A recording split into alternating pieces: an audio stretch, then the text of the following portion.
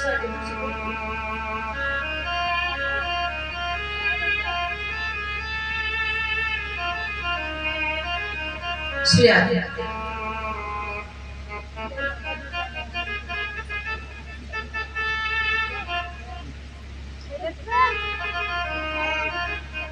बैठ जाएंगे, बाद में तो आपसे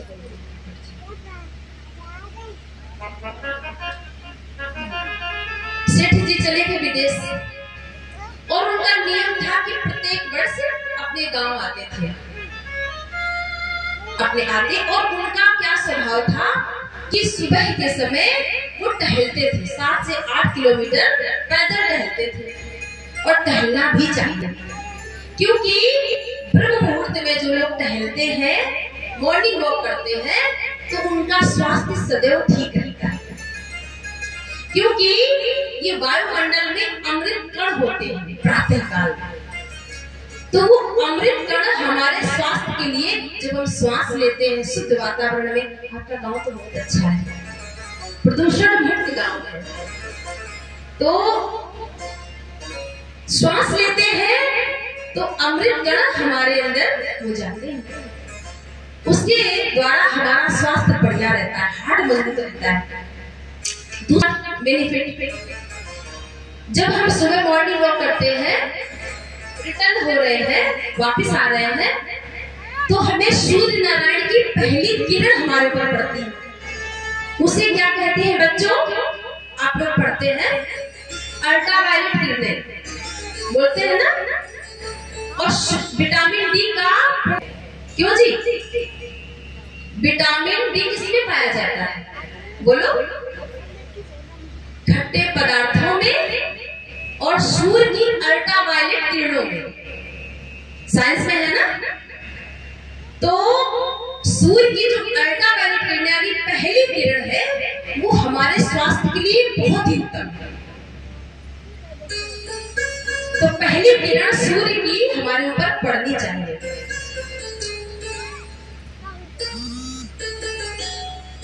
तो अब सेठ जी टहलने जाते, एक बार टहलते टहलते थोड़ा आगे गए तो वहां एक जंगल जैसा था, कुछ भील रहते थे, और वहां पर एक वृक्ष पे तोता रहता था। सेठ जी को देखा और चीखने लगे, पकड़ो चोर आया, लूट लो इसको, लूट लो इसकी घड़ी छीन लो, इसकी बटुआ छीन लो, देखो चोर आया, इसको पकड़ लो, बड़ा सेठ है, बड़ा धनवान है। जो भील थे, चोर थे, उनने सेठ जी की घड़ी छीन ली, बटुआ छीन लिया और वस्त्र तक निकाल लिया। सेठ जी ने कहा देखो खाम खाम मुझे लूट लिया, उसको खेलने तो आप लोग क्या करते हैं, एक के कारण ना सबका दिमाग बढ़ता है, ये विघ्न है, कथा में विघ्न नहीं करना चाहिए। बच्चे हम तो अपना खेल करेंगे, बाल गोपाल। तो हुआ क्या, सेठ जी ने कहा देखो कैसा तो होता है, इसने मेरा सब सामान उठा दिया। दूसरे दिन उनकी फ्लाइट थी, विदेश चले गए। फिर 1 वर्ष बाद फिर आए। जब वो आए तो उन्होंने सोचा अब इस दिशा में नहीं जाएंगे, इस दिशा में वो तोता रहता है, मुझे लूट लिया था पिछले वर्ष और घूमने का स्वभाव था। तो वो दूसरी दिशा में गए, और दूसरी दिशा में जब गए ना तो वहां पर भी एक तोता रहता था। इस समझने की बात है, समझिएगा इस संग का अर्थ। वहां भी एक वृक्ष पे एक तोता बैठा था। उस तोते ने जैसे देखा तो बड़ी मधुर वाणी बोला, राम राम सेठ जी, आइए बैठिए, हमारे आश्रम का जल बड़ा मीठा है और जल पीजिए। जल क्यों, हमारे यहाँ संत रहते हैं, बड़ा सुंदर सत्संग करते हैं, आप सत्संग सुनना, फिर बाल भोग करना, फिर ना दोपहर का राज भोग करके फिर आप जाइए। आज क्यों जाना, कल चले जाना। बड़ी मीठी वाली बोला।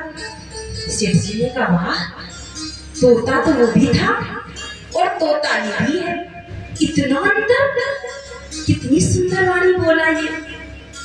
वो तोता बोला, सेठ जी वो तोता ना जिसकी बात आप कर रहे हो वो तोता मैं ही था। अच्छा, इतना परिवर्तन 1 साल के अंदर कैसे आया? अब सेठ जी बात ये है कि हम ना एक बार वन में विचरण कर रहे थे, तो वहां कुछ भील रहते थे। अब उनके बीच में मैं रहने लग गया, तो उनका काम ही था लूटना, मारना, गाली देना। तो मैं वो सब देखता रहा, तो मेरा भी वैसा ही स्वभाव हो गया। जैसा वो बोलते वैसा मैं भी बोलने लग गया। जो मैं देखता वैसे मैं उसका सहयोग करने लग गया। मारो, लूटो, चोर इसको लूट लो, धनवान है।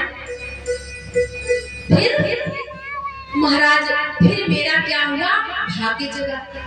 उसी वन से कुछ संत जा रहे थे कीर्तन करते हुए, राम नाम की धुन गाते हुए। तो उन संतों के साथ मैं भी हो गया और मैं उनके साथ में यहाँ गया, आश्रम में रहने लग गया। अब यहाँ तो महाराज सुबह से शाम तक बस कीर्तन होता है, राम नाम की धुन होती है। और जैसा ये लोग मीठा बोलते हैं ना, तो उनको सुन के मेरे अंदर ये गुण आ गए। सेठ जी को आश्चर्य हुआ, इतना परिवर्तन। तो संग जी को जैसा हम संग करेंगे वैसा ही रंग हमारे अंदर आएगा, 100% आएगा। ना मानो करके देख लो। जिनके पिता शराब पीते हैं, बुरा मत मानना, तो मानो तो मानो। और वो सोचे कि मेरा बच्चा न पिए, ऐसा हो सकता है? बोलो, ऐसा हो सकता है? आप गुटखा खाते हैं या कोई भी नशा करते हैं, बीड़ी सिगरेट भी पीते हैं, और बच्चे को पैसे दिए, बेटा दुकान से लेके आओ, मेरे लिए सिगरेट ले आओ। आपने बच्चे से मंगाया, आप कर रहे हैं। जब वो बड़ा होगा तो इस अमल से वो वंचित रहेगा।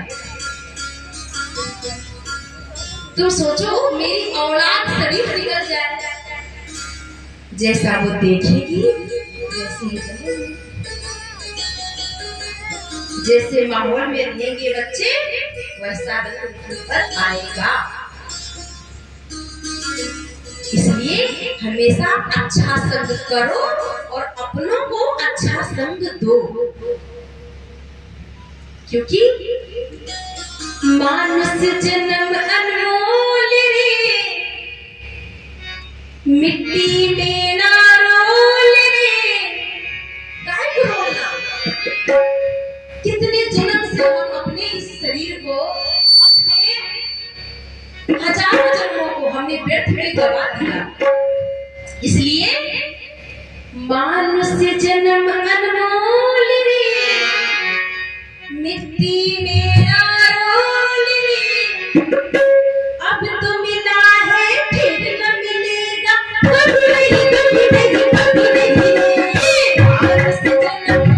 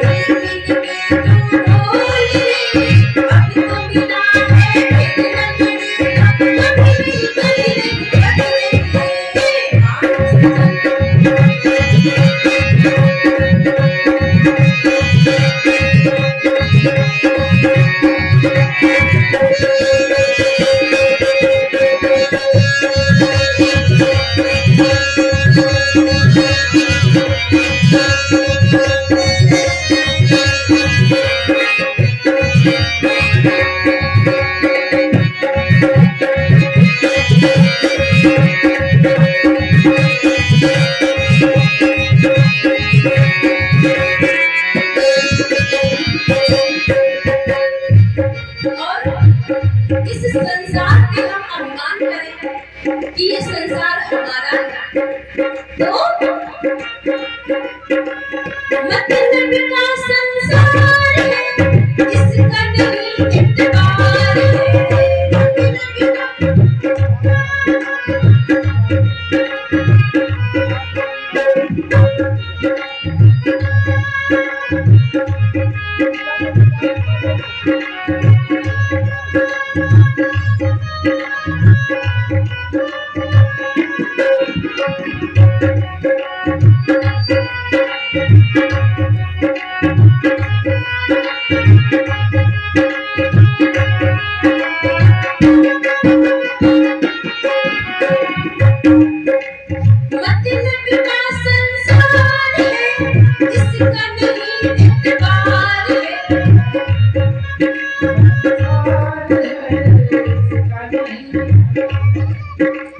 सोच समझ कर चलना रे भैया, सोच समझ कर चलना रे भैया, भूल नहीं अंगार है। अब तो अखियां खोल रे, प्रभु से नाता जोड़ रे, अब तो मिला है फिर न मिलेगा, कभी नहीं कभी नहीं कभी नहीं।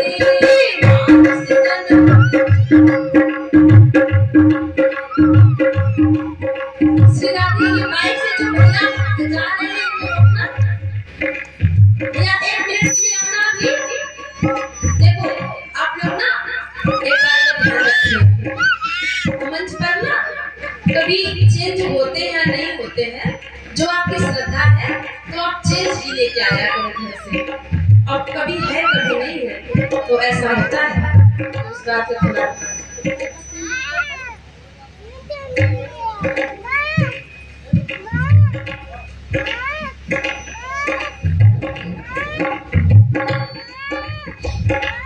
तो प्रभु से संपर्क जो और जितेंद्रिया कहा गया, जितेंद्रिया इंद्रियों पर विजय प्राप्त करो। इंद्रियों पर विजय प्राप्त करना, हमारी 10 इंद्रियां हैं, 10 इंद्रियां हैं, 5 ज्ञानेंद्रियां और 5 कर्मेंद्रियां। तो ये हमें अपनी अपनी ओर खींचती है, अपनी अपनी ओर खींचती है। जैसे एक व्यक्ति की बहुपत्नियां यानी बहुत सारी पत्नियां, ऐसे ये हमारी 10 इंद्रियां हैं, हमें अपनी अपनी ओर खींचती है। आंखें कहती है सुंदर दृश्य देखना है, नासिका कहती है सुंदर सुगंध लेनी है, कान कहते हैं सुंदर गीत सुनना है, और जिह्वा कहती है कि सुंदर पदार्थ खाने। तो ऐसे ये हमारी 10 ज्ञानेंद्रियां और 5 कर्मेंद्रियां और 5 ज्ञानेंद्रियां, ये हमें 10 अपनी ओर खींचती हैं। तो यदि कभी नेत्रों को लगे तो गोपाल जी का दर्शन करो, कभी कुछ सुनने का मन करे तो गोविंद का कीर्तन गाओ ना, उनका कीर्तन सुनो।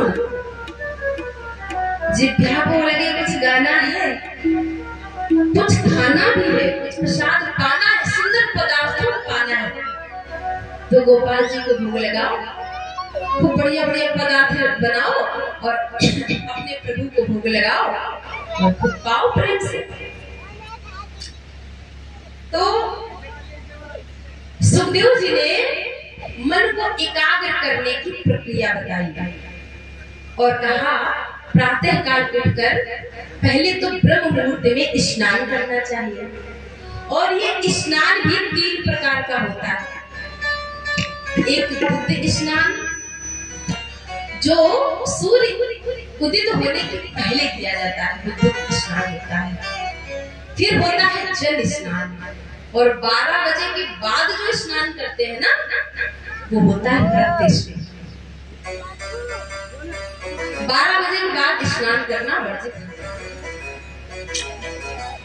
अब कभी ऐसी समस्या आती है कि हम कभी की कोई बात अलग है, लेकिन प्रयास सूर्योदय के समय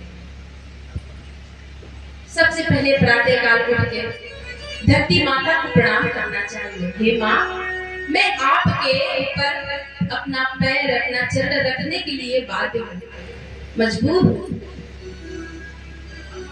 हमें क्षमा करें। तो धरती माता को प्रणाम करें, अपने हथेलियों को देखें और कहें कराग्रे वसते लक्ष्मी कर मध्य सरस्वती कर मुरली स्तुते गोविंद प्रभाते कर दर्शन।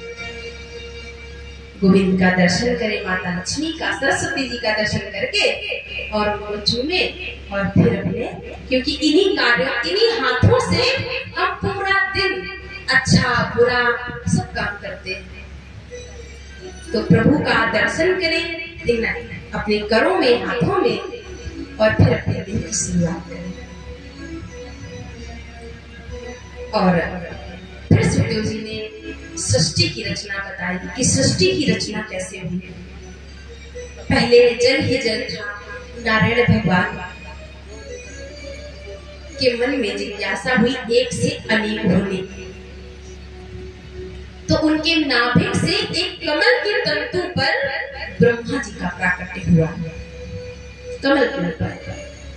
लेकिन ब्रह्मा जी तो 4 मुख के थे, चारों तरफ देखे, समझ में ना आया कि मेरा जन्म कहां से हुआ, मैं आया कहां से। तो कमल के तंतु में उस नाग में अंदर जाए बाहर आए, अंदर जाए बाहर आए, समझ ना पाए।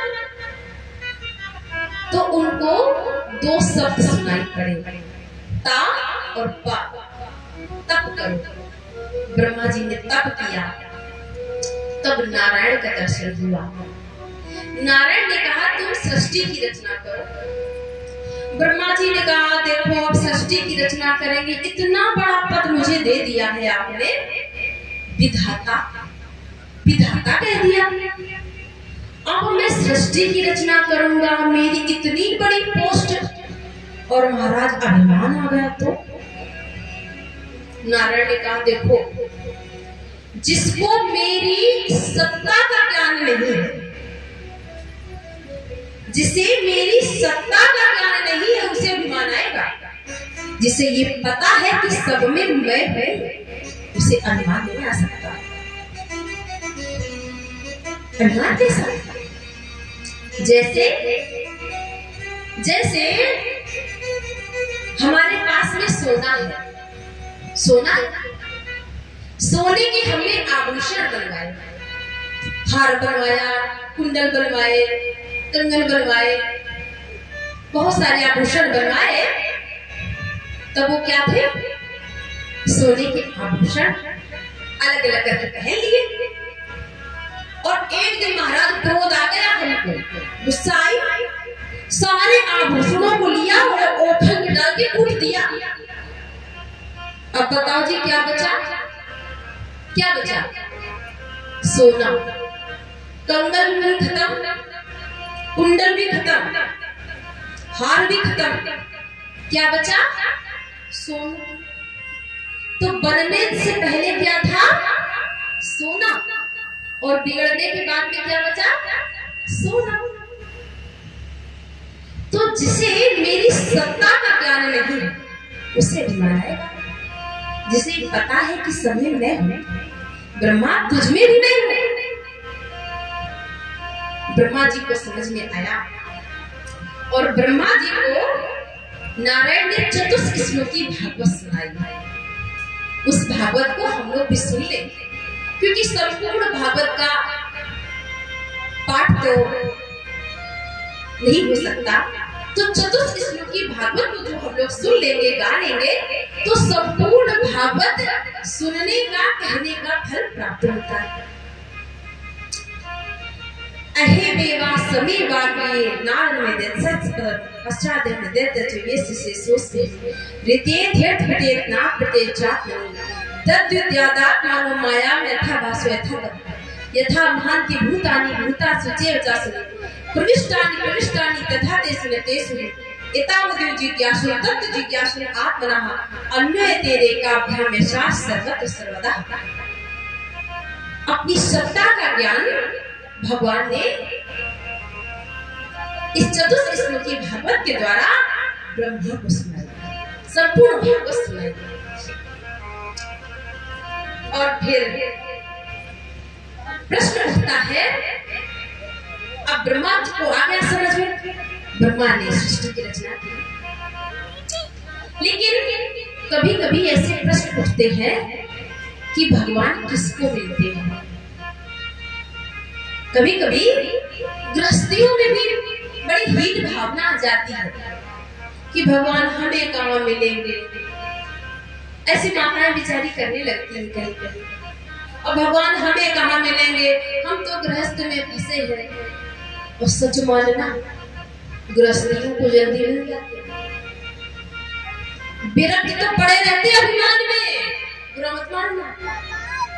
हाँ, संत तो विरक्त तो अभिमान में पड़े रहते, हम तो विरक्त, हम तो संत है, संतों का सम्मान है।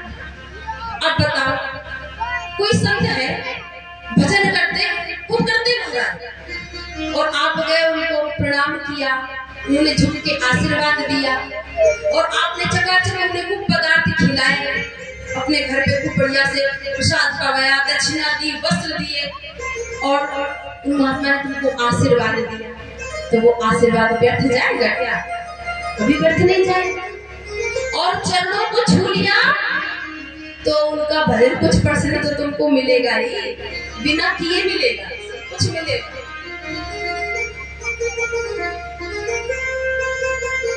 तो भजन कोई और करे, ले कोई और जाए, गृहस्थी तो लूट लेते हैं, लूट लेते हैं।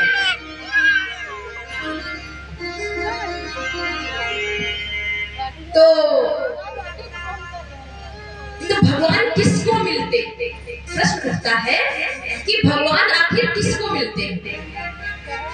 क्या भगवान उम्र देखते हैं कि भैया जब तुम 80 बरस के हो जाओगे तब मिलने की सोचेंगे? यदि भगवान उम्र देखते तो ध्रुव जी की उम्र 5 वर्ष, भगवान ने उसको दर्शन दिया। यदि भगवान पढ़ा लिखा देखते, यदि भगवान ये देखते कि भाई देख के आओ डिग्री कितनी है, पढ़ा लिखा है कि नहीं, तो ये बताओ गजराज कितना पढ़ा लिखा था? अरे उसकी तो रक्षा भगवान ने वो कहते ही कर दी, दिन तो बाद में कहा। तो भगवान पढ़ा लिखा होना भी नहीं देखते। फिर तो भगवान जाति जरूर देखते होंगे, जाति देखते होंगे कि भैया ब्राह्मण नहीं तो क्षत्रिय वैसे तो होना चाहिए, तब मिलेंगे। तो भगवान जाति भी नहीं देखते, जाति भी नहीं देखते। यदि भगवान जाति देखते तो विदुर जी के घर न जाते। विदुर जी दासी पुत्र थे, और भगवान ने उनके यहाँ जाकर केले के फल नहीं, केले के छिलके खाए, भाव से केले के छिलके खाए, बाद में चना के साथ भी खाया। ये कथा हमको आप सुनाइए। परीक्षित ने सुखदेव जी से कहा कि कथा हमको सुनाइए ना, विदुर जी के बारे में मैंने सुना है कि ये गोविंद के बड़े परम भक्त थे। तो कहते हैं हुआ ऐसा कि एक बार देखो, ये जो शकुनी थे ना, शकुनी ये दुर्योधन का मां था। धृतराष्ट्र की बाहर की आंखों को तो प्रभु ने नहीं दिया, अंधे थे, जलमान थे, लेकिन अंदर की आंखों को साले साहब ने खत्म कर दिया। एक बार ये लोग षड्यंत्र रच रहे थे कि पांडवों को कैसे जलाया जाए, लाक्षागृह का षड्यंत्र रच रहा था दुर्योधन। उस समय विदुर जी गए धृतराष्ट्र के पास में और कहा, देखो मैं मंत्री होने के नाते नहीं, मैं मंत्री होने के नाते नहीं, मैं आपका भाई होने के नाते, एक नाते से आप मेरे भाई भी हैं, इस नाते मैं तुमको एक राय देना चाहता हूँ। तुम्हारे जो पुत्र है ना, वो पांडवों को लाक्षागृह में जलाने का षड्यंत्र रच रहे हैं। ये गलत है। इस अन्याय को आप रोको, आप महाराज हो। पांडव कमजोर नहीं है, वो कमजोर नहीं है, वो धर्मज्ञ, इसलिए शांत है, इसलिए सारा अत्याचार हो सकता है। और मैं कहता हूँ, मैं क्या राजा, ये शास्त्र कहते हैं कि यदि एक गांव को बचाने के लिए एक नगर को त्यागना पड़े तो त्याग दो। एक गांव को बचाने के लिए यदि एक घर को छोड़ना पड़े तो छोड़ दो। यदि एक परिवार को बचाने के लिए, एक घर को बचाने के लिए एक व्यक्ति का त्याग करना पड़े तो त्यागो। और तुम्हारे वंश में, तुम्हारे कुल में ये दुर्योधन कलंक पैदा हुआ है, रोको, नहीं तो तुम्हारे कुल में कोई दिया जलाने वाला भी नहीं बचेगा। विदुर जी कह रहे थे, इतने में दुर्योधन आ गया और कहा, दासी पुत्र, तुम्हारी कितनी हिम्मत कि मेरे पीठ पीछे मेरे पिता को भगाते हो? निकल जाओ यहाँ से, मेरी कृपा से तुम्हें मंत्री पद मिला है, निकल जाओ यहाँ से। विदुर जी ने कहा, बेटा मेरा मतलब वो नहीं था, मैं तो तुम्हें समझाने का प्रयास कर रहा हूँ, अभी समझ जाओ, समय है। और रहा मंत्री पद त्यागने की बात, तो वो तो मैं अभी छोड़ दिया। एक क्षण में विदुर जी ने मंत्री का पद छोड़ दिया, नहीं तो धृतराष्ट्र के महल के बाद में विदुर जी का महल था। लेकिन न्याय के लिए, धर्म के लिए उन्होंने एक क्षण में सब कुछ छोड़ दिया। और पत्नी मृदुला को लेकर कहा, देवी आज से सारे झंझट खत्म, दोनों मिलकर गोविंद का भजन गाएंगे, भजन करेंगे। पत्नी मृदुला को लेकर विदुर जी केले के वन में जाके आए। 12 वर्षों यानी 12 वर्षों तक सिर्फ केले के वन में रहकर, केले के फल खाकर विदुर जी और विदुरानी जी रहे, बस प्रभु का भजन करते थे।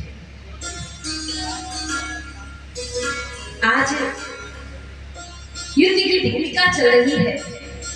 युद्ध तो भगवान भी चाहते थे कि महाभारत युद्ध हो, लेकिन आए थे शांति दूत बनकर नाटक करने।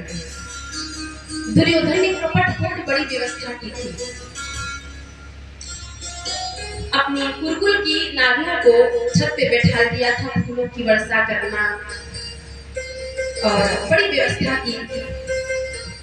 भगवान आए भीष्म पितामह को प्रणाम किया, जो बड़े लोग थे उनको प्रणाम किया।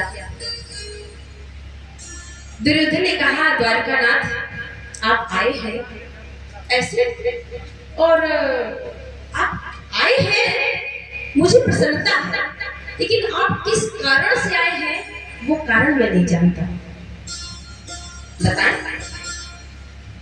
भगवान ने कहा, दुर्योधन मैंने तुझे कभी दुर्योधन तो कहा ही नहीं, तू तो सुयोधन है। सुयोधन माने सुंदर बुद्धि वाला, और दुर्योधन माने कुबुद्धि, दुष्ट बुद्धि वाला। भगवान उल्टा कहते हैं, तू सुयोधन है। बड़ा प्रसन्न हो गया। जो मूर्ख होते हैं ना, मूर्खों की पहचान, वो अपनी प्रशंसा से बड़े प्रसन्न होते हैं, उनके मुख पर खूब प्रशंसा करते हैं। तो दुर्योधन बड़ा प्रसन्न हुआ। भगवान ने कहा, एक बात बता दो, पांडव तुम्हारे खास काका के पुत्र है ना? बोले हाँ जी। इसलिए वो राज्य के अधिकारी हुए ना? तो बोले बिल्कुल नहीं। देखो दुर्योधन, मैं ये नहीं कहता कि तुम पांडवों को आधा राज्य दो। वैसे तो ये जो युधिष्ठिर है उनके पिताजी यानी पांडव बड़े थे, तो उस नाते युधिष्ठिर को राजा बनना चाहिए। राजा के पद पर, युवराज के पद पर युधिष्ठिर को बैठना चाहिए। फिर मैं तुमसे कहता हूं, वैसे तो आधे राज्य के अधिकारी हैं, चाचा पीती के तुम लोग बालक हो, आधे राज्य के अधिकारी है पांडव, लेकिन मैं तुझसे आधा राज्य के लिए भी नहीं कहता। मैं तुझसे कहता हूं कि तुम 5 गांव दे दो। कितने? सिर्फ 5 गांव गोविंद ने मांगे कि तुम 5 गांव पांडवों को दे दो, मैं उतने में ही उनकी राजी कर लूंगा। तड़प के खड़ा हो गया दुर्योधन और बोला, सूचिक्रे नैव दास्यामि बिना युद्धेन केशवा। सुई की नोक के बराबर भी मैं बिना युद्ध के देने वाला नहीं हूं। भगवान ने कहा, युद्ध की परिभाषा जानते हो? युद्ध की परिभाषा जानते हो? खून की नदियां बहेंगी। युद्ध को तुमने दादी और नानी के द्वारा सुना होगा, देखा नहीं। कितनी माताएं वैधव्य को प्राप्त होंगी, कितने बच्चे अनाथ हो जाएंगे, तुम युद्ध की बात करते हो? धृतराष्ट्र ने हाथ दबाया, मूर्ख, इनको अपने पक्ष में ले, ऐसे बात करता है? भगवान ने कहा, एक बात बता दुर्योधन, मैं तो यहाँ शांति दूत बन के आया था और तुझे इतना भी ज्ञान नहीं कि शांति दूत के साथ में कैसा व्यवहार करना चाहिए। अब तो लौका हो गया है गोविंद। अरे मैं नादान हूँ, बचपन से उधर रहा ना, इसलिए कुछ भी बोल देता हूँ। तुम ना आप मेरे महल में चलो, घर चलो, और मेरी माँ ने आपके लिए 56 प्रकार के भोग बनाए हैं, आप पाना चल के। आप तो जानते हैं मेरी माँ कितनी पतिव्रता है, और जब उन्होंने देखा, जाना, सुना कि मेरे पिताजी जन्मांत है, तो उन्होंने अपने हाथों से पट्टी बांध ली थी। कितनी सती है मेरी माँ। चलो ना, उन्होंने भोजन बनाया। भगवान ने कहा, देख दुर्योधन, भोजन दो स्थिति में किया जाता है। कब? या तो भोजन कराने वाले के मन में श्रद्धा हो, यदि श्रद्धा नहीं है तो भोजन करने का क्या मतलब? और दूसरा, यदि भोजन करने वाले के पेट में भूख हो तो फिर वो नहीं देखता। तेरे मन में श्रद्धा नहीं है और मेरे पेट में भूख नहीं, तो भोजन की तो बात ही खत्म। और वैसे भी मेरा तो निमंत्रण है विदुर काका के यहाँ। विदुर के यहाँ तुम्हारा निमंत्रण? आजकल अपने भी खाने के लाले पड़ गए, तुमको पता है? मंत्री पद पर नहीं है, ये जगह खाली है। आप लोग बैठो, आपकी माता इस तरफ बैठ जाएंगे, ऐसे बैठो ना सामने सब लोग। आप लोग इधर आ जाओ, थोड़ी सी जगह भाइयों को दे दो, इधर बैठेंगे सब लोग सामने।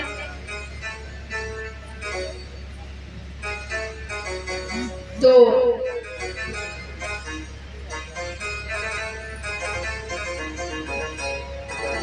विदुर काका का मेरा निमंत्रण है।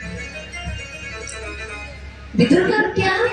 हाँ, वैसे तुम आए तो सीधे द्वारिका से मेरे यहाँ हो, तुम्हें निमंत्रण पत्रिका तो मिल गई? बोले हाँ, वो द्वारिका गई थी निमंत्रण पत्रिका विदुर जी की, और कहा था कि जब आप हस्तिनापुर आए ना तो सबसे पहला भोजन हमारे यहाँ करें। इतना सुनते ही विदुर जी तो आए थे दर्शक दीर्घा में बैठे थे, ऐसे कि पांडवों के भाग्य का क्या निचोड़ होगा, उनके भाग्य में क्या लिखा जाएगा। जरा देखने तो आज मंत्री पद पर नहीं थे। जब बीच सभा में गोविंद ने कह दिया कि मैं विदुर काका के यहाँ भोजन करूंगा, विदुर जी ने इशारे से पूछा, मैंने कब तुम्हें निमंत्रण दिया? गोविंद ने कहा, चुपचाप बैठे रहो, जो मैं करता हूँ ठीक करता हूँ। अब तो विदुर जी गए घर, झटपट गए, विदुरानी से बोले, देवी आज मेरे गोपाल ने बीच सभा में मेरे कितना मान किया। बोले, मेरा निमंत्रण है विदुर काका के यहाँ। तो मेरे गोपाल ने कहा है कि जरूर आएंगे, मैं जल्दी से बाजार जाता हूँ, वो सामग्री लेके आता हूँ, उसने कहा है तो जरूर आएगा। विदुर जी नाचते हुए गोप बजरिया में गए, कहीं से खोए के लड्डू बनवाए, कहीं से दूध लिया, कहीं से माखन लिया, ओहो कई प्रकार के पदार्थ लिए और लेके नाचते हुए चले आ रहे हैं। मेरा गोपाल, मेरा गोविंद आए। इधर क्या हुआ? विदुरानी जी गाय के गोबर का चौका लगा रही थी और गोविंद ने पिंडी खटखटाई। खोलो काकी जी, खोलो। अब जैसे विदुरानी ने सुना कि गोपाल की आवाज, मेरे गोविंद की आवाज, स्नान करने के लिए स्नान घर में थी, भाग के आई। जैसे ही द्वार खोला तो मुरली मनोहर खड़े थे। आहा, निहाल हो गई, वस्त्र बदलना ही भूल गई और पाटा लेकर के पूरे आंगन में बैठाती है। गोपाल इधर बैठो, अरे गोपाल इधर नहीं, इधर बैठो, अरे गोपाल जी इधर नहीं, यहाँ बैठो। पूरे आंगन में गोपाल जी को नचा डाला और बाद में पाटा भी डाला तो उल्टा। मेरे गोविंद ने उल्टा पाटा भी नहीं देखा, उल्टे पाटे में ही बैठे। आहा, उल्टा है, उल्टा पाटा है, उल्टे पर ही बैठ गए और पेट में हाथ हिलाते हुए बोले, काकी जी बड़ी जोर की भूख लगी। अच्छा तुझे भूख लगी है? तुम्हारे काका ना बाजार गए हैं, बड़े सुंदर सुंदर पदार्थ बनाऊंगी तेरे लिए। अभी ना मेरे बगीचे में बड़े सुंदर स्वादिष्ट मीठे फल है केले के, मैं लेके आती हूँ। गोविंद ने देखा मेरे आने की खुशी में काकी ने तो वस्त्र ही नहीं बदले, अपनी पीतांबरी उनके ऊपर डाल दी। विदुरानी भाग गई और केले के फल लेके आई, केले फल के लेके आई और पत्थर भी डाला तो उल्टा डाल दिया। सब उल्टा पलटा होता है प्रेम में। केले के फल छीलती है और प्रभु से कहती है, पाओ, पवा रही है। होता क्या है, छिलके तो खिला रही है और जो केले का गुदी है इसको फेंकती रहती है। केले के छिलके खिला रही है, गुदी फेंकती है। 2, 4, 10, 20, 50 तक तो गोविंद खा गए। हाँ, प्रेम बहुत मीठा है, काकी बहुत मीठा, काकी बहुत मीठा मीठा मीठा करके 40-50 छिलके गोविंद खा गए। अब विदुर जी आए, जैसे कहा, देवी खोलो। विदुरानी दरवाजे पे गई और नाचते हुए विदुर जी बोले, विदुरानी देवी आज मेरे गोपाल ने बीच सभा में कितना मेरा मान रखा है, देखो उसने कहा है कि मैं आऊंगा और वो जरूर आएगा, वो कभी झूठ नहीं बोलता।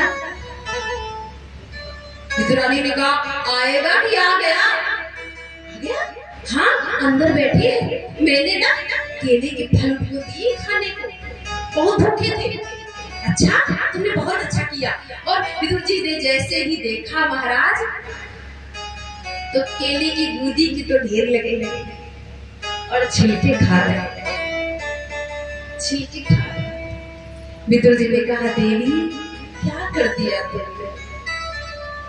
कितने वर्षों बाद मेरा गोपाल मेरे घर आया और तुमने केले के छिलके खिला दिए। गोपाल, तुमने भी नहीं बताया, ये तो तुम्हारे आने की खुशी में पागल हो गई। गोपाल ने कहा, काका तुम्हें छिलके खा रहा था? ओहो, मुझे तो मालूम ही नहीं कि मैं छिलके खा रहा था। विदुर ने कहा, गोपाल ये खोए का लड्डू है, खाओ ना। गोपाल जी ने आधा खाया और कहा, काका बुरा मत मानना, जो स्वाद बाकी के छिलकों में था वो स्वाद इस खोए के लड्डू में नहीं। वो स्वाद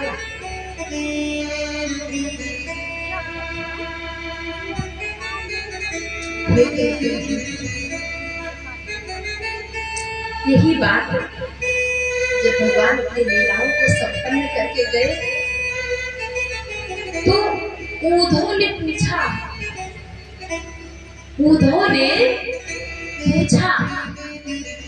जब उद्धव कृष्ण संवाद है भागवत जी में, उद्धव ने कहा गोपाल अब तो आप लीला संपन्न करके जा रहे हैं, एक बात बताओ, आपने इतने अवतार लिए हैं पृथ्वी पर, आपने जगह जगह भक्तों के हाथों का प्रसाद पाया है, आप सच बताना कि आपको सबसे ज्यादा सुख, सबसे ज्यादा स्वाद कहाँ मिला? तो गोविंद की आंखों में आंसू आ गए और कहा उद्धव सच पूछो तो त्रेता युग में जब मैंने रामावतार लिया तो मैं सबरी मैया के घर गया, सबरी मैया ने मुझे बेर खिलाए थे, जो स्वाद उन बेर में था वो स्वाद। दूसरा, जब मैं विदुर जी के यहाँ गया, विदुरानी ने जब मुझे भाव से केले की छिलकी खिलाई, जो स्वाद उनके यहाँ था वो स्वाद, वो भाव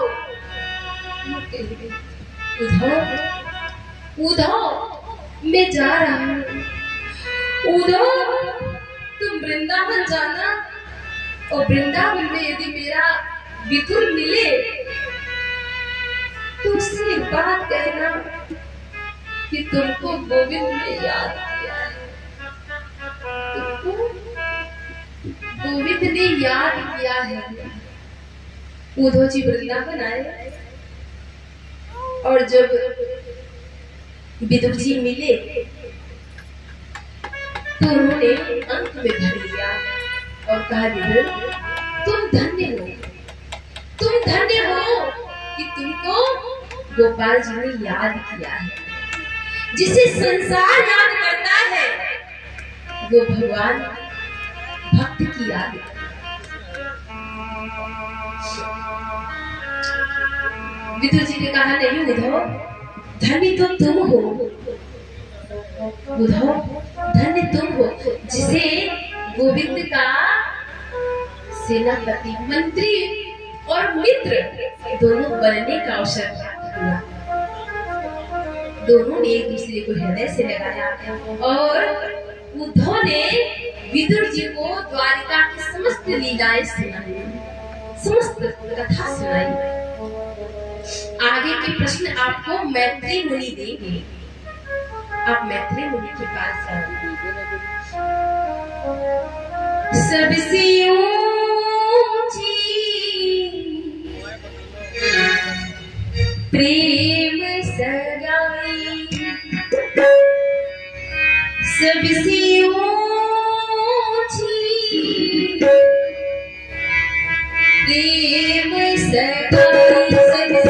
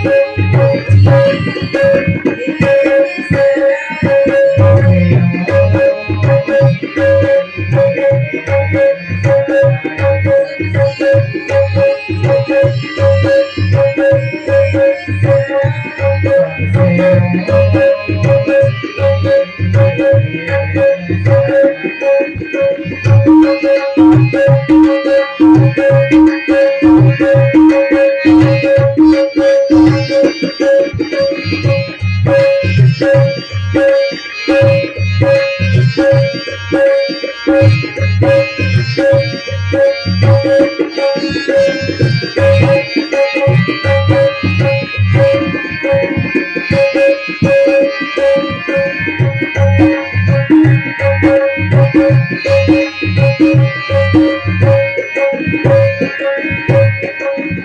भगवान ने विदुर जी का बड़ा मान किया और लीला के अंत में भी विदुर जी को याद किया है। सुखदेव जी ने परीक्षित को एक कथा सुनाई। कहते हैं, परीक्षित, कश्यप की 13 पत्नियां थीं जो सृष्टि की रचना में बड़ी सहयोगी थी। किसी के देवता हुए तो किसी के आदित्य हुए तो किसी के दैत्य हुए, किसी के सर्प हुए, कद्रू के काले नाग हुए, विनीता के पक्षी हुए।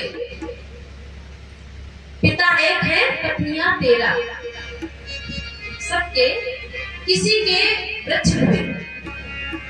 ये सृष्टि की रचना में बड़ी सहयोगी है। आगे लेकिन दीदी की कोई संतान नहीं थी।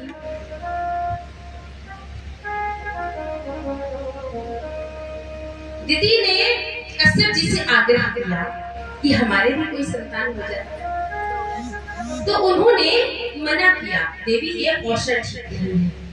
उनके बार बार कहने पर पुत्र तो होने का वरदान दिया, मैंने कहा तुम्हारी ये जिज्ञासा ठीक नहीं है। 2 पुत्र होंगे मगर दुष्ट होंगे। तो इनके गर्भ से 2 पुत्र हुए, दुष्ट थे, हिरण्याक्ष और हिरण्यकशिपु। इनका जन्म हुआ। हिरण्याक्ष अप्रलयकाली दृश्य चल रहा था। पृथ्वी तो जल में डूब चुकी थी। ब्रह्मा जी ने कहा पृथ्वी है ही नहीं, सृष्टि की रचना कैसे करेंगे? तो भगवान को छींक आई और भगवान की नासिका से एक छोटा सा बारह प्रकट हुआ, यानी शू का करण। बोली बारह भगवान की जय। विशाल रूप धारण कर लिया भगवान ने और फिर समुद्र में गए। वहां से पृथ्वी लेके आ रहे थे। इधर हिरण्याक्ष और हिरण्यकशिपु का जन्म हो चुका था। इधर भगवान आकाश मंडल से आ रहे थे और इधर हिरण्याक्ष भी जा रहा था। भगवान का मार्ग रोका तो भगवान ने अपना बचाव किया, दूसरी तरफ से निकल गया। बार बार प्रयास किया तो भगवान ने एक ही तमाचा लगाया और हिरण्याक्ष का राम नाम सत्य हो गया। हिरण्याक्ष मर गया। पृथ्वी को लेके भगवान आ रहे थे तो पृथ्वी के मन में थोड़ा अभिमान हो गया। पृथ्वी के मन में अभिमान क्या हुआ? देखो, भगवान का भी मेरे बिना काम नहीं चलता, इसीलिए तो जरा से जल में क्या डूब गई, ये कैसा रूप धारण कर लिया मुझे लाने के लिए। भगवान ने कहा ओहो, हिरण्याक्ष मर गया, लेकिन पृथ्वी के मन में अभिमान रूपी हिरण्याक्ष ने जन्म ले लिया। तो पृथ्वी ने क्या देखा? साउंड वाले भैया थोड़ा सा इधर भी ध्यान करो। तो पृथ्वी ने क्या देखा कि कहीं सुंदर सुंदर पुष्पों की सुगंध आ रही है, कहीं पक्षी चहक रही है, कभी मोर की ध्वनि सुनाई पड़ती है, कहीं कोयल कूक रही है, कहीं तोता बोल रहे हैं, कहीं राधा नाम की ध्वनि है तो कहीं यमुना जी का कलरव है। ऐसा दृश्य देखा। पृथ्वी ने पूछा प्रभु, ये दिव्य वातावरण, ये राधा नाम की ध्वनि, ये यमुना जी, ये लता पटाए, ये पशु पक्षी कैसे, ये क्या है? भगवान ने कहा वृंदावन है। वृंदावन? मेरे बिना वृंदावन कैसा? मैं तो जल में डूब रही थी ना। भगवान ने कहा पूरी पृथ्वी का विनाश होता है मगर मेरे वृंदावन का नहीं। वृंदावन मेरा हृदय है। भगवान के पृथ्वी पर आने से पहले वृंदावन आया है, वृंदावन आया है, यमुना जी आई है, गिरिराज जी आए हैं और मेरी किशोरी राधा रानी, फिर ठाकुर जी आए। इसीलिए तो हमारे ब्रज में क्या कहें, यदि राधा नाम न हो तो ब्रजराज बिचारो रो तो। हाँ, यदि राधा नाम न हो तो ब्रजराज बिचारो रो तो, ना हो तो कृष्ण अवतार जपे राधे राधे।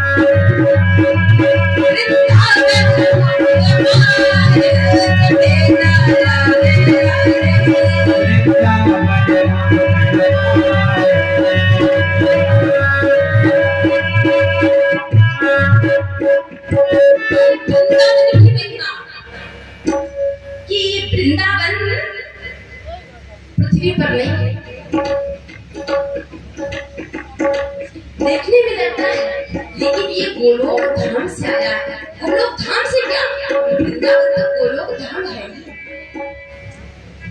प्रसंग आता है कि एक बार तीर्थराज को थोड़ा अभिमान था कि मैं तीर्थों का राजा, तीर्थों का राजा। सब तीर्थ साल में एक बार प्रयागराज को कर देने जाते थे, लेकिन वृंदावन कभी नहीं गए। क्यों? वृंदावन तीर्थ है ही नहीं, तीर्थ जाते थे कर देने। तो प्रयागराज को बड़ा दुख हुआ, ब्रह्मा जी के पास में गए और कहा ऐसे अपमान कराना था तो क्यों हमें तीर्थों का राजा बनाया, क्यों क्या हुआ? बोले सब तीर्थ मुझे कर देने आते साल में एक बार, जाते हैं ना माघ के महीने में सभी लोग प्रयागराज, तो सभी तीर्थ आते हैं, सब तीर्थ आते हैं, वृंदावन कभी नहीं गया, इतना छोटा सा वृंदावन। ब्रह्मा जी ने कहा वृंदावन के बारे में कुछ कहने की योग में नहीं, आई एम सॉरी, तुम्हारी मदद कर सकता हूँ, चलो नारायण के पास। गोविंद के पास गए और भी तीर्थों को ले लिया। जैसे ही गए ब्रह्मा जी ने कहा प्रभु ये तीर्थराज है, ये प्रयाग जी है, दुखी है। भगवान ने कहा क्या हुआ, क्या बात है, क्यों दुखी हो? सिर पे हाथ भी रख दिया, क्या बात है? बोले प्रभु वो ऐसा है कि सब साल में एक बार सब तीर्थ मुझे कर देने आते हैं टैक्स, और ये वृंदावन कभी नहीं आता। भगवान मुस्कुराए और कहा वो भले आदमी, मैंने तुझे तीर्थों का राजा बनाया है, अपने घर का राजा नहीं बनाया। वृंदावन तो मेरा अपना घर है, तो धन धन वृंदावन राजधानी, धर्म कर्म जहाँ पटत जेवरी और मुक्ति भले जगवान, ऐसा वृंदावन है। मीराबाई जब वृंदावन में आई ना, सब तीर्थों में गई थी, कुछ ऐसी रीता हुई जब वृंदावन आई मीराबाई तो बड़ी प्रसन्न हुई, आनंदित हुई। लोगों ने पूछा, मीराबाई आप अनेकों तीर्थों में गई, आप सच बताना आपको सबसे ज्यादा सुख कब मिला, सबसे ज्यादा आनंद आपको कहाँ मिला? तो मीराबाई ने बड़ा ही सुंदर पद गाया है, आली मुझे लागे वृंदावन को, आली मुझे लागे वृंदावन को। मीराबाई के जीवन में बड़े कष्ट आए, लेकिन उन्होंने सिर्फ गिरधारी लाल का हाथ पकड़ा। गिरधर लाल, मेरे तो गिरधर गोपाल, दूसरों न कोई। आज की स्थिति क्या है? ये तो सब देखा देखी कह देंगे, हमारे तो गिरधर लाल, मेरे तो गिरधर लाल, लेकिन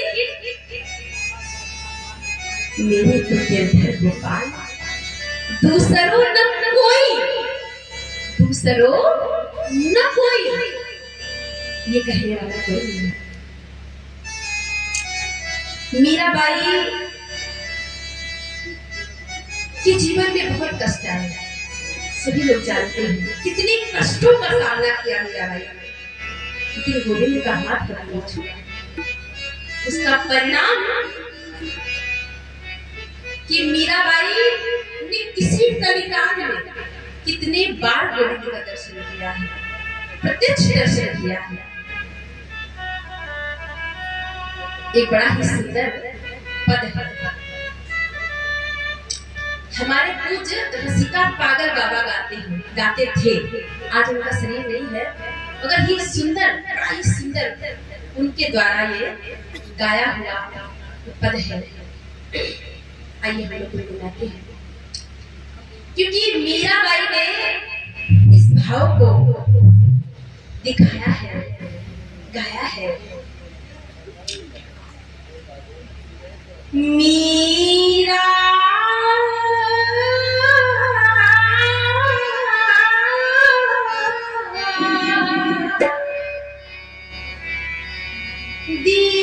दीवानी हो गई,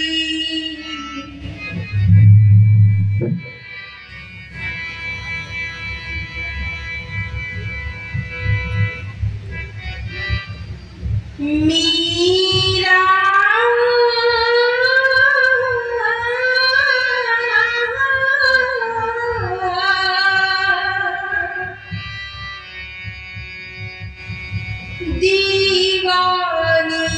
हो गई,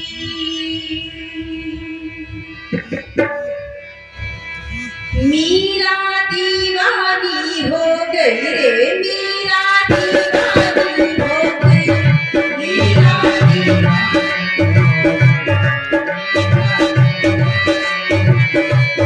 मीरा दीवानी हो गई रे, मीरा मस्तानी हो गई।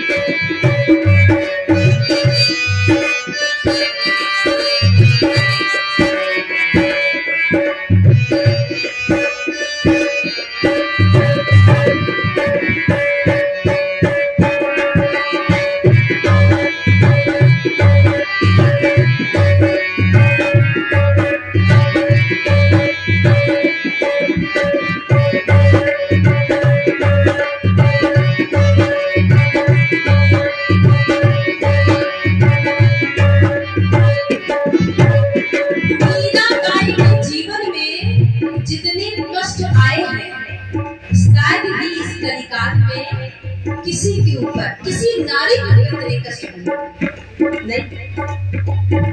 इतने कष्ट किसी नारी या तो सखुबाई, महाराष्ट्र की एक सखुबाई, उसके जीवन में बड़े कष्ट आए। एक मीराबाई बचपन में ही माता पिता का संग छोड़ गया, विवाह के लिए मना किया था। मेरा विवाह गिरधारी लाल के साथ हो चुका है माँ। मैंने स्वप्न में देखा है कि साक्षात नंद रानी, नंद बाबा मेरे सास ससुर के रूप में आए हैं और मुझे उन्होंने चुनर उड़ाई है, मुझे चूड़ियां पहनाई है और मुझे अपनी बहू के रूप में स्वीकार किया है। मैं किसी का वर्ण नहीं कर सकती, लेकिन माँ ने कहा बेटी समाज के लिए तो तुझे ब्याह करना ही पड़ेगा। भोजराज के सामने विवाह हुआ। भोजराज भी मीराबाई की भक्ति को जानते थे कि मीराबाई कितनी भक्ता है, इसलिए करते थे। अच्छा वाला एक बार क्या हुआ कि भोजराज, देखो संसार में तो ऐसे रहते जिसे पति पति होती है, और जब महल के अंदर रहते भोजराज और मीराबाई, तो मीराबाई मंच पे बैठती और भोजराज जी जमीन पर बैठते आंसू लगाते। क्यों?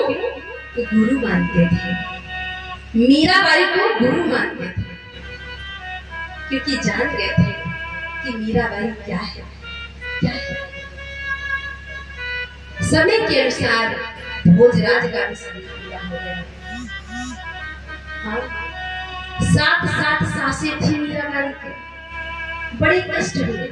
जेठ ने कितने कष्ट दिए, कभी विष दिया, कभी पेट उसमें पेटी में बंद करके सांप दे दिया, शालिग्राम जी का रूप बना लिया। आज उस शालिग्राम का दर्शन होता है वृंदावन में। आप कभी लोग आना, सब लोग तो देखना, मीराबाई का मंदिर है जहाँ मीराबाई बैठ के भजन करती है।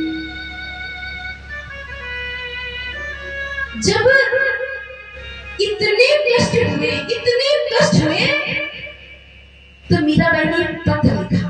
किसको? उस समय तुलसीदास जी का समय था।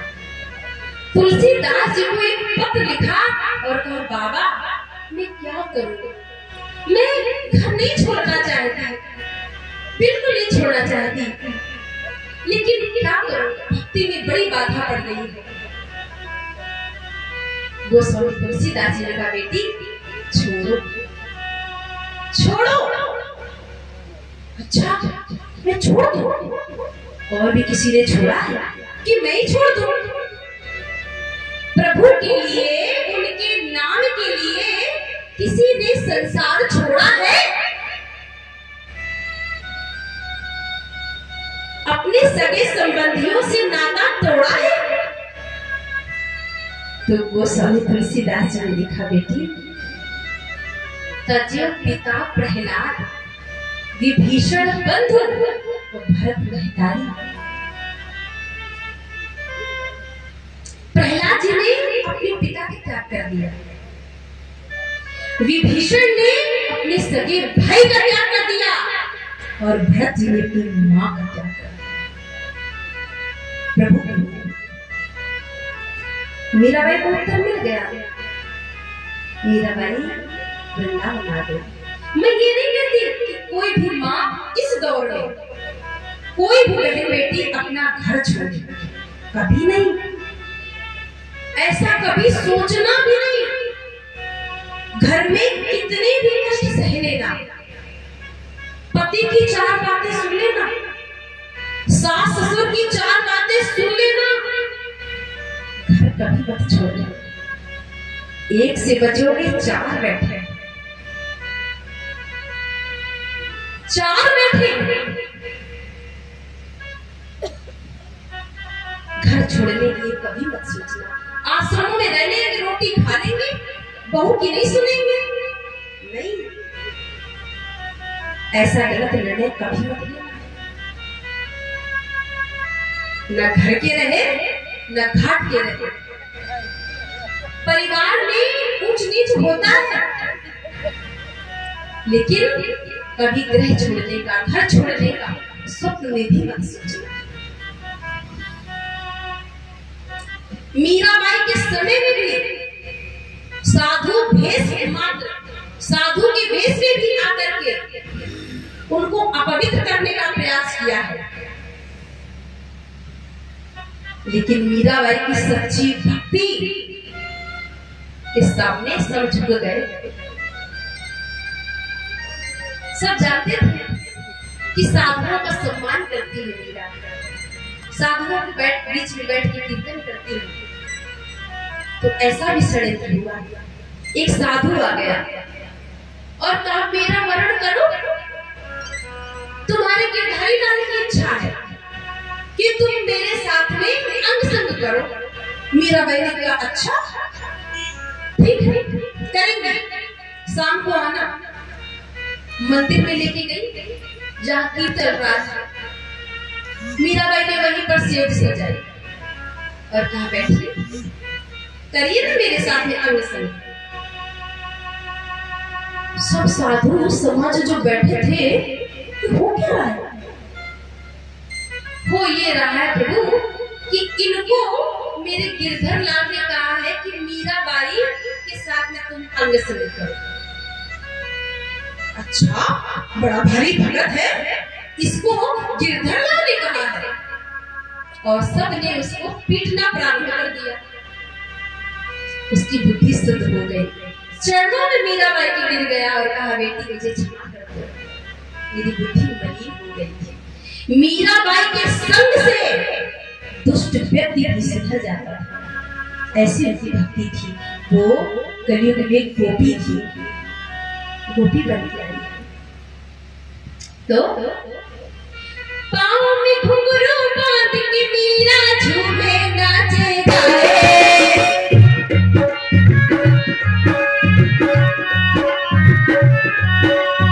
पाँव में घुंघरू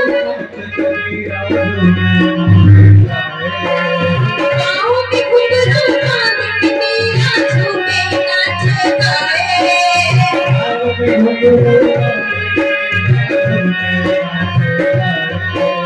श्यामल रंग चढ़ा चौवन पर गिरधर गिरधर गाए।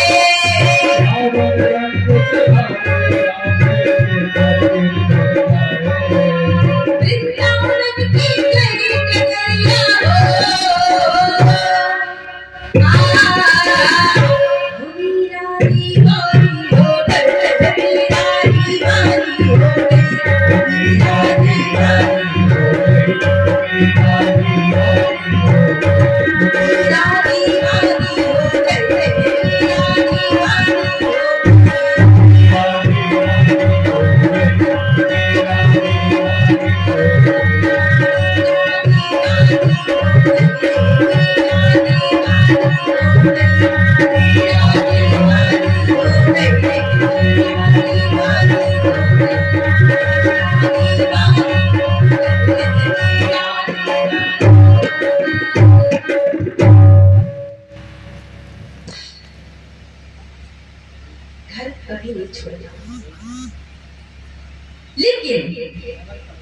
लेकिन जब स्थिति ऐसी बन जाए कि टुकड़े में बनने की बात आ जाए, आप समझ रहे ना, जब टुकड़े करने की बात आ जाए तो फिर प्रभु का नाम लेके छोड़ दो, प्रभु का नाम लेके छोड़ दो, क्योंकि जीवन से बढ़ के कुछ नहीं, जीवन से बढ़ के कुछ नहीं, स्त्री हो या पुरुष हो। तो आगे सुखदेव जी ने बड़े ही सुंदर सुंदर प्रसंगों को गाया है। कर्दम ऋषि की कथा सुनाई है। इन्होंने तपस्या की और तपस्या करते करते उनके मन में आया कि क्यों ना मैं भी विवाह कर लेता। अब जैसे इनका ऐसा मन हुआ तो भगवान का दर्शन हुआ। भगवान ने कहा तुम विवाह कर लो, मेरी भी इच्छा है और मैंने तुम्हारा विवाह तय भी कर दिया। किससे? स्वयंभू मनु की पुत्री से, देवहूति से। अच्छा, प्रभु विचार तो बिल्कुल भी नहीं है, किंतु आपकी आज्ञा है तो कर लूंगा, लेकिन एक शर्त है। क्या? कि आप मेरे यहाँ पुत्र बन के आएंगे। भगवान का लो, ठीक है, तुम विवाह करो, मैं तुम्हारे यहाँ पुत्र बन के आऊंगा। विवाह हुआ और विवाह हो गया और पुत्र तो हुए नहीं और पुत्रियां हो गई 9। उन्हीं में से माता सती का, सती अनुसुईया का बड़ा सुंदर स्थान है। कला जो मरीचि की पत्नी बनी, ऋषि मरीचि की 9 कन्याएं, बड़े ही साइंटिस्ट वैज्ञानिकों को उन्होंने कन्या का दान किया, विवाह किया। 10वीं संतान के रूप में कपिल भगवान है। बोली कपिल भगवान की जय, वही मेरे प्रभु है नारायण। कपिल भगवान का अवतार हुआ। कर्दम ऋषि ने उनको प्रणाम किया और कहा देवी अपने का लालन पालन करो, मैं इनका एकांत में बैठे करूंगा। कर्दम ऋषि चले गए और देवहूति मैया ने आज सुंदर सा श्रृंगार किया कपिल भगवान का। एक चौकी पे बैठाला और कहा आप मुझे आत्मज्ञान का उपदेश करें। प्रभु ने कहा मैया मैं तो आपका बालक हूँ, मैं आपको क्या उपदेश करूँ। मैया ने कहा तुम कुछ भी कहो, मुझे सब पता है, आप प्रभु हो। और कपिल भगवान ने बड़ी ही सुंदर सुंदर प्रश्नों का उत्तर दिया। ज्ञान वैराग्य की परिभाषा बताई, प्रेम की परिभाषा बताई, भगवान से मिलने की क्या प्रक्रिया है, सब कुछ बताया। और अंत में जब भक्ति की 10वीं धारा बहती है ना, तो भक्ति सरल बन जाती है। मैया सिद्धा नाम की नदी बन गई। बोली देवहूति मैया की। कपिल भगवान ने माँ को प्रणाम किया और फिर गंगा सागर चले गए। बोली कपिल भगवान की। इसलिए कहते हैं ना सब तीर्थ बार बार और गंगा सागर एक बार। कपिल भगवान का आश्रम गंगा सागर में। आगे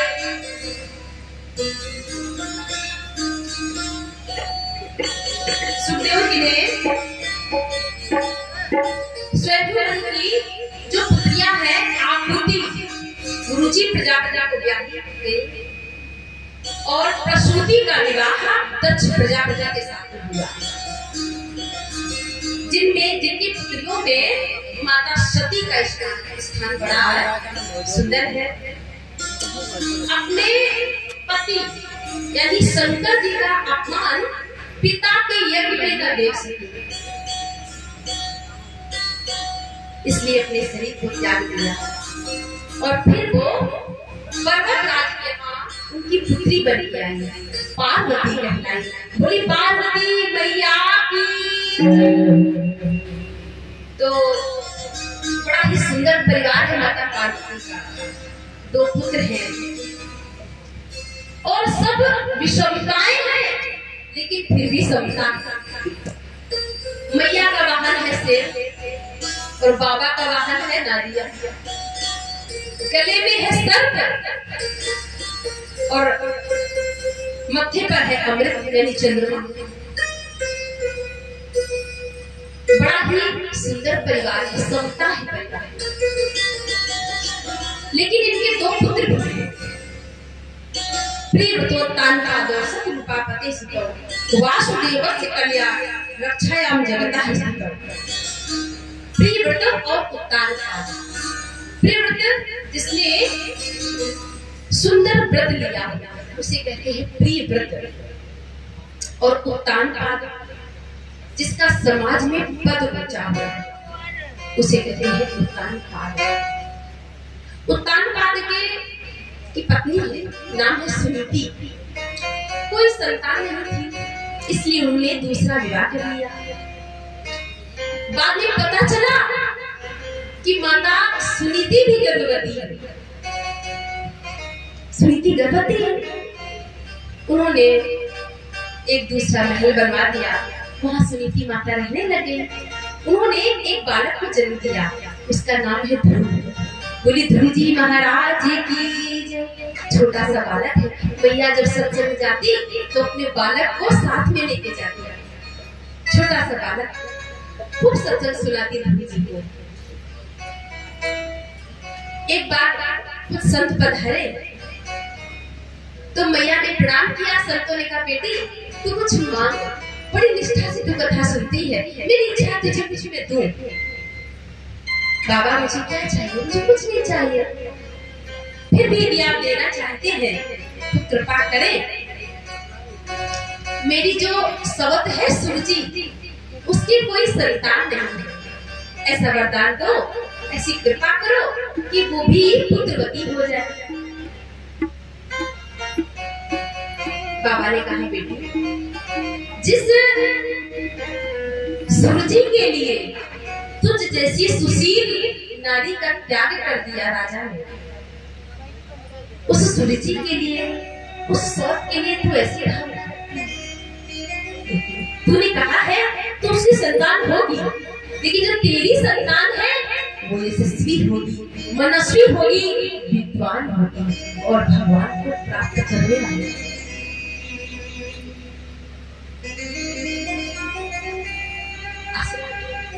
सुरजी ने भी पुत्र को जन्म दिया, नाम है उत्तम। आज दोनों बालक खेलते खेलते गए और इतना तो जानते ही थे गुरु जी कि मेरे पिताजी हैं।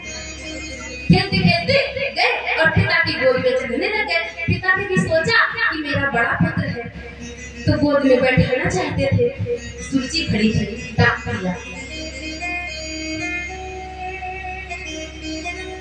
दिया और कहा इस सिंहासन पे बैठने के अधिकारी तुम नहीं। गुरु जी ने कहा क्यों? क्या मेरे पिता नहीं? मेरे ये भी पिता है, मेरे ये पिता है, मेरे भी पिता है, ये पिता है, लेकिन मैं तेरी माँ नहीं, इसलिए तुम इस सिंहासन पे नहीं बैठ सकते। जितना जरूरी इनका पिता होना है उतना जरूरी मेरा तेरी माँ होना है।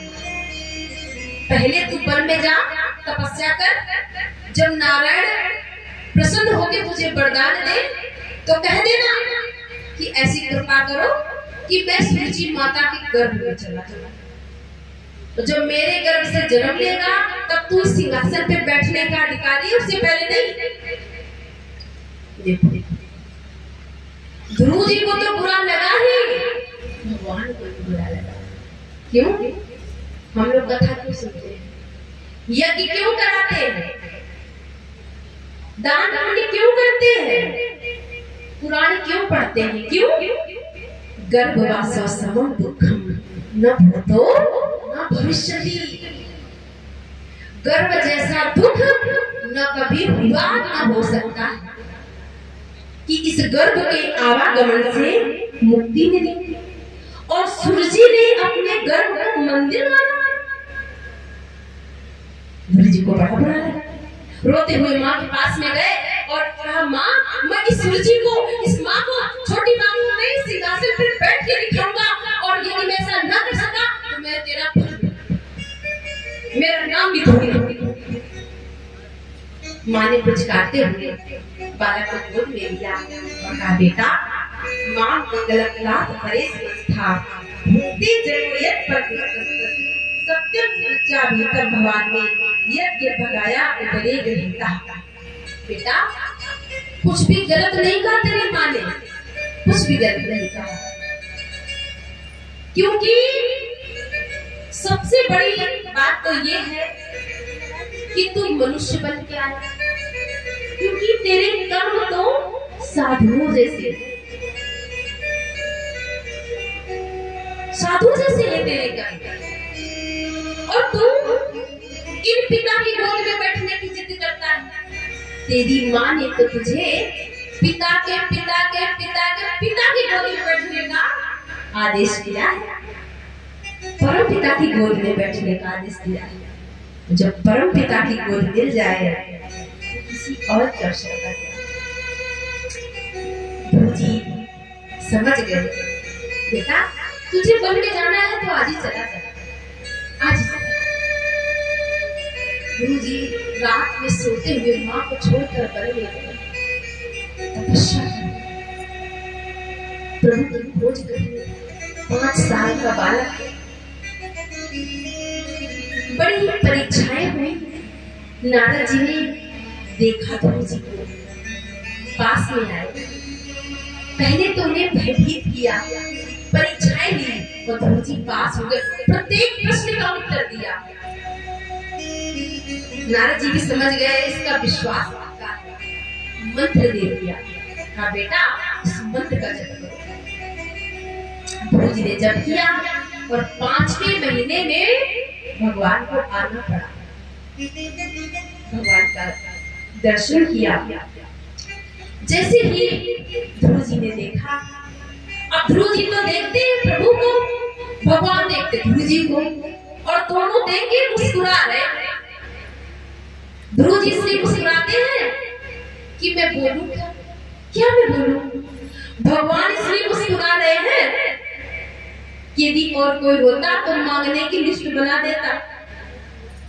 और कैसा मेरा भोला भंडारी, कितना छोटा भक्त है कि कुछ मांगना भी नहीं जानता।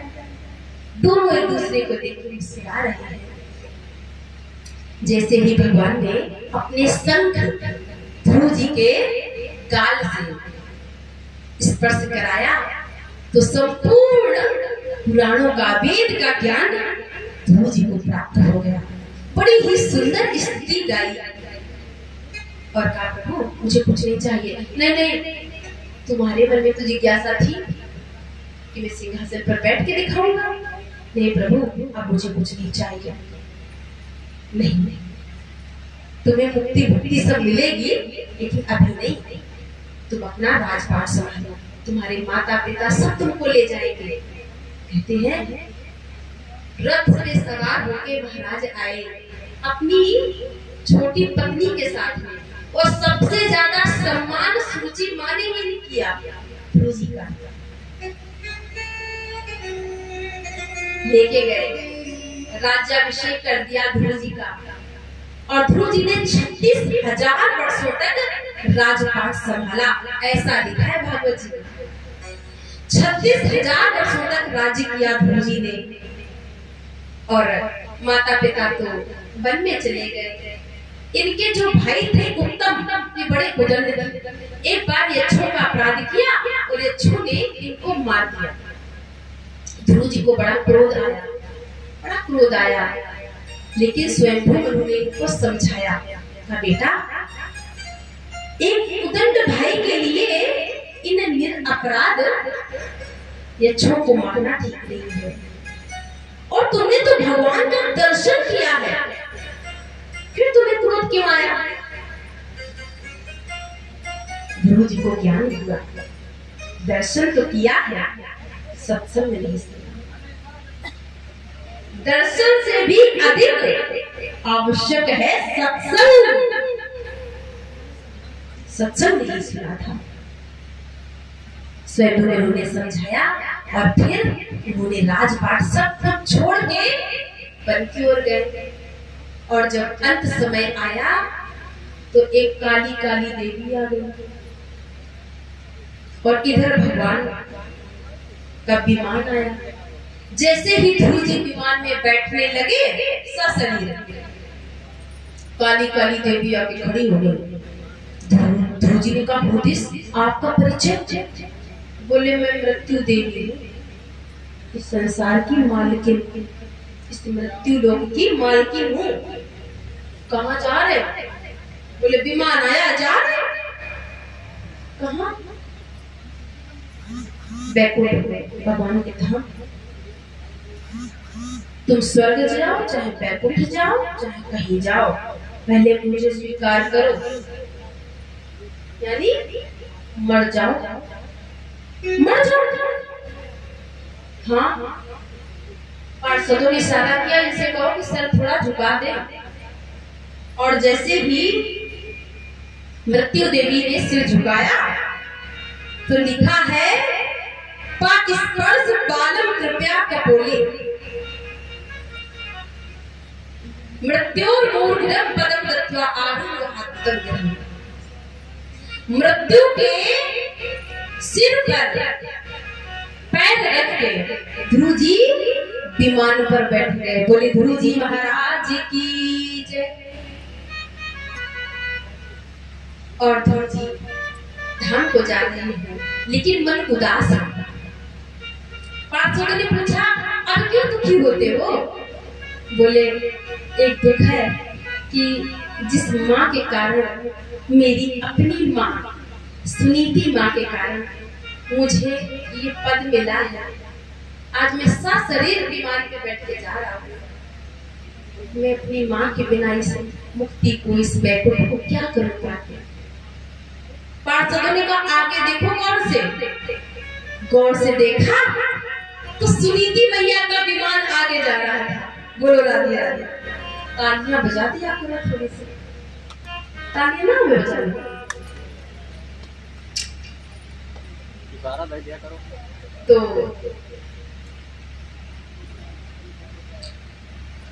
ध्रुव जी धाम को गए और फिर इनके वंश में आगे हुए ऋषभ देव जी। ऋषभ देव जी के पुत्र हुए, 100 पुत्र थे।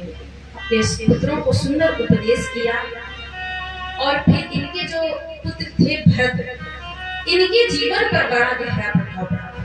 राजपाट संभाला। एक दिन वन ले गए, गंडक नदी, यहाँ पर इन्होंने कुटिया बनाई और भजन करने लगे। बड़ा भजन करते थे लेकिन अंत में इनका मन अंत समय में एक मृग के ऊपर आसक्त हो गया, एक हिरण पर, और इन्हें हिरण बनना पड़ा। अंत समय में न राम राम न श्याम श्याम आया क्या, मेरे बाद इस हिरण का क्या होगा? हिंसक जीव इसे खा जाएंगे, क्या करेंगे? मेरा बालक, मेरा बच्चा, करते करते चले गए, इनको हिरण बनना पड़ा। बोलो राधे राधे। जोर से बोलो ना राधे राधे। बोलो राधे राधे। राधे राधे। तो ये सो जाए मैया सामने बैठ।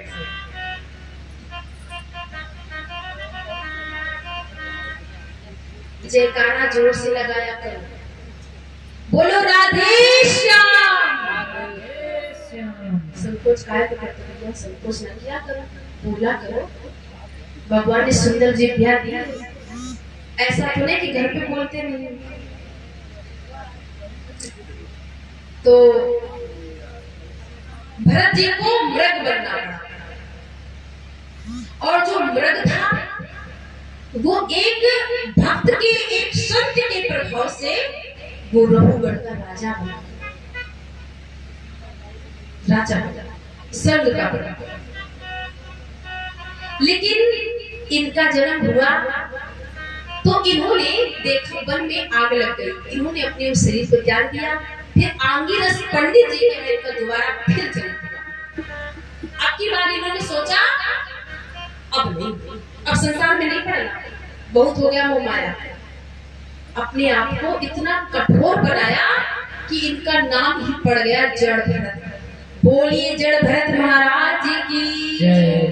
माता पिता इनको समझाते समझाते पधार गए, बेटा 2-4 मंत्र याद कर। लेकिन कभी नहीं सुनाया। जो सौतेले भाई बहन थे घर से निकाल दिया, कोई फर्क नहीं पड़ता। खेत में रख दिया कि फसल की रखवाली करो, फिर सोचते हैं रखवाली करें। अरे राम जी का खेत, राम की चिड़िया, हम कौन होते रोकने वाले? और गाते हैं क्या? राम जी की चिड़िया राम जी को खेत,